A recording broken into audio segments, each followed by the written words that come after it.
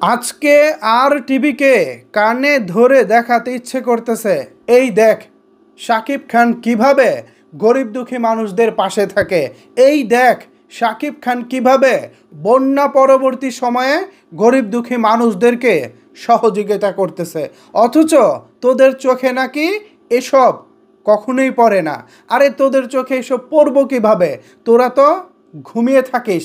শাকিব খানের ভালো কিছু তো তোদের চোখে পড়ে না।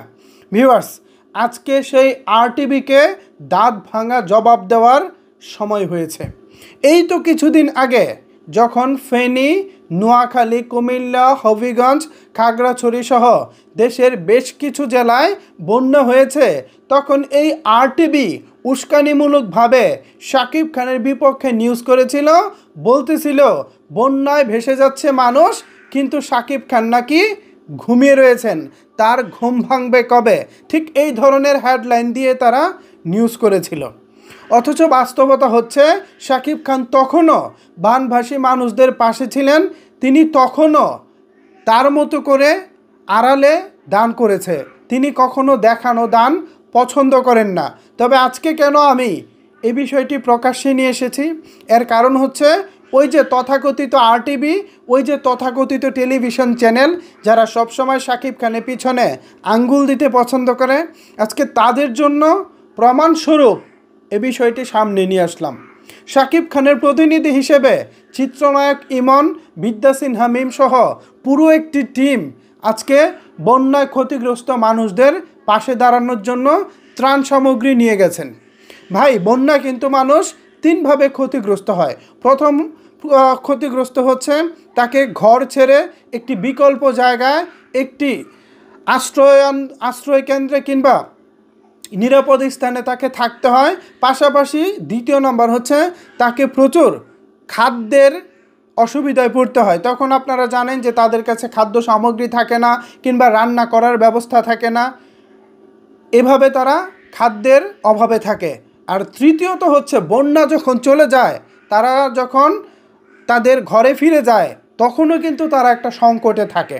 আর সেই সংকটই হচ্ছে তারা নতুন করে খাবারের অভাবে থাকে বা খাদ্য সংকটে থাকে।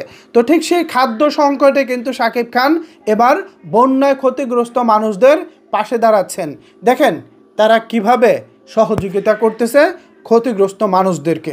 অথচ আজকের এই নিউজটি কোনো মেইন স্ট্রিম মিডিয়া, প্রথম সারির কোনো গণমাধ্যমকে করতে দেখেনি। অথচ তারা ঠিকই শাকিব খানের বিপক্ষে নিউজ করে যখন শাকিব খান চুপি চুপি তার মতো করে সাহায্য সহযোগিতা করে। আমরা প্রায়ই বলে এসেছি, ভবিষ্যতেও বলবো, শাকিব খান সবসময়ই গরিব দুঃখী মানুষদের পাশে থেকেছেন। তিনি তার জায়গা থেকে যতটুকু সম্ভব, যতটুকু তার সামর্থ্য আছে সেই অনুযায়ী কিন্তু সাহায্য সহযোগিতা করে। সো হলুদ সাংবাদিকরা সাবধান।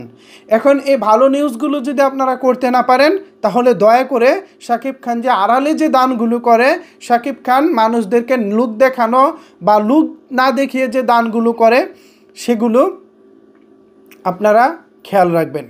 শাকিব খান এমন একজন মানুষ, তিনি সবসময় আড়ালে দান করতে পছন্দ করে, লোক দেখানো দান তিনি করে না। সো এটাকে যদি আপনারা শাকিব খানের দুর্বলতা মনে করেন, তাহলে আপনারা ভুল করবেন। Minded. So viewers, Shakib Khan এবং তার প্রতিষ্ঠান, ব্যবসায়িক প্রতিষ্ঠান হার্লেন গ্রুপ আজকে বন্যায় ক্ষতিগ্রস্ত মানুষদের পাশে দাঁড়িয়েছেন। বন্যা পরবর্তী সময়ে যাদের খাদ্য সংকট রয়েছে তাদের পাশে দাঁড়াচ্ছেন। এ বিষয়টিকে আপনারা কিভাবে দেখছেন, চাইলে কিন্তু অবশ্যই সেটি নিচের কমেন্ট বক্সে জানাতে পারেন।